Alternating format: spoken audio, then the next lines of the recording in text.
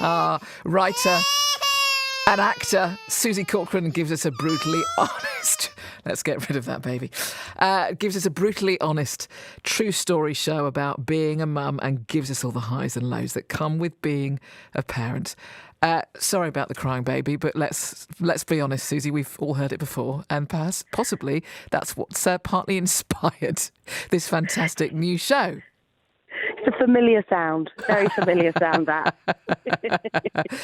I mean, being a parent, it's so unique. All children are so unique and different, aren't they? But, you know, there are common themes. What's your experience of being a parent? My experience of being a parent is probably the extremes of every emotion I've ever felt, ever. So it's the most wonderful thing that's ever happened to me, of course, and I'm so incredibly grateful for being able to do it. But I have also failed many times on the regular, actually, on the daily, and met with disaster after disaster, and feel guilty, and I feel like I'm failing them all the time. But it's just a mixture of everything, I think. But what I absolutely love about you is the fact that you're not afraid to admit the fact that you failed. You're not afraid to admit the guilt, because many parents, of course, me included, we know we failed, but we just want to sort of just pass it off, not mention it. Yes, feel the guilt, but certainly not write a play about it. Yeah. Well, the thing is, I think the key for me is humour, and humour connects us all, I think, and being able to laugh at the things that didn't quite go right. And I think in today's age, we sort of think that we're connecting with people on social media, but actually they're only showing the best bits of it, and that's not the reality. It's everything, isn't it? And so I find that people connect more when you tell them where you messed up and where you didn't do things right, because everyone's doing it, we're just not particularly sharing it. So I kind of want to break that down and get everyone to share all the messy bits as well. Yeah. Well, tell us about the dynamics then of your household. So how many children have you got? Okay, so I've got 2 children, 2 boys, and I wrote the show when they were like, one was 2 and the other one was a newborn. Ooh. They're older now, so we're into they're fully cringed out by me now, but and embarrassed by my own existence.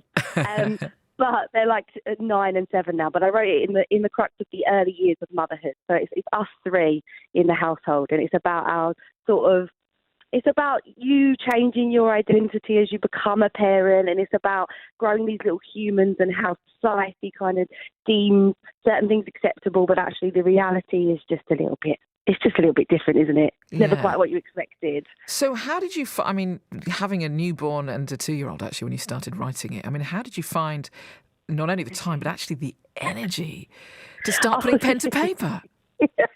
Well, it started as a sort of mummy blog, classic, and I started writing these things down, the funny things that had happened, and then people started to say, oh, that's quite funny, like, oh yeah, I did that, and I didn't know that I don't know, I lost my patience, or I didn't get that quite right, or that, you know, my kids aren't sleeping either, because, you know, you hear a lot of people bragging about how, oh no, by 6 weeks my mum was sleeping through, and I'm... Yes, 8 hours I had last night, yes. Honestly, yeah, and I'm like... No, mine was about 5 until he started sleeping through it. But I think for me it was a bit of an outlet. It was an outlet and somewhere for me to just go and be like, oh, hang on a minute, I need to process this somehow. And so I just started writing it down, and then I put all those things together and made it into a show, like you do. Yeah. Well, fill in the gap then. So, you know, you go from, as you say, writing that sort of mummy blog about your experiences, and then that becomes a show. But so what happens between the blog and the show? How does it become a show? And then how does that show get into a theatre?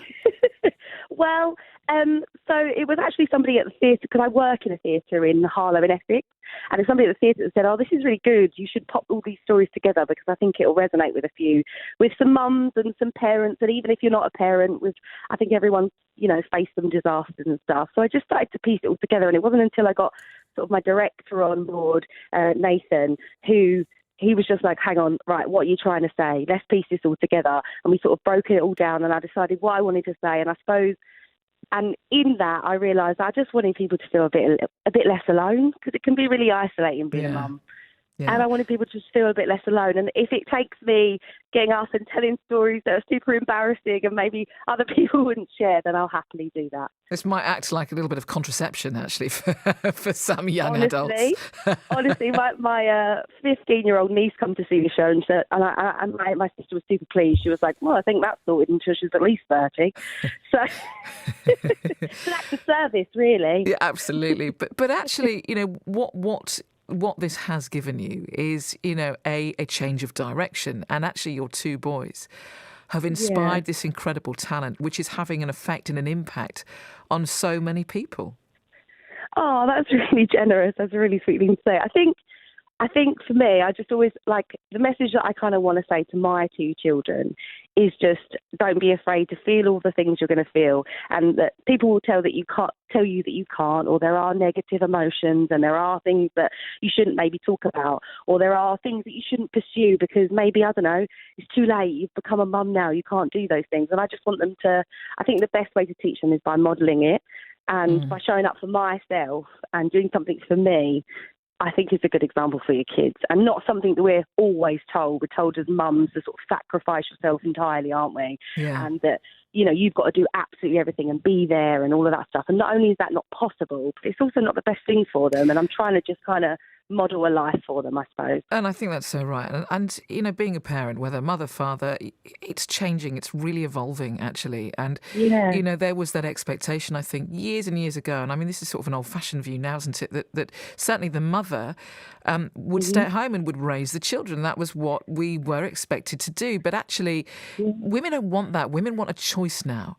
And yes, there's a lot of juggling. I've been there. Yeah. I continue to be there as a single parent. But you know what? Being a mother is it's taken on a new lease of life, hasn't it? For most of us. And there is a choice. Absolutely.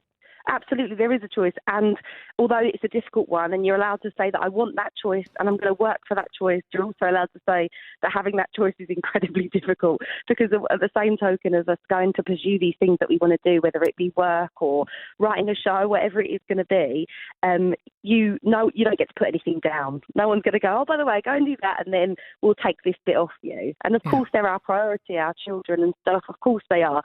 But I think demonstrating to them that, you can still follow your dreams and you should do stuff for yourself and you should take care of yourself is probably the best bet to raise the most well-rounded human beings. But, how do I know? I'm only 9 years in. I don't know. You're only a mother. You're only a parent. Mother knows best.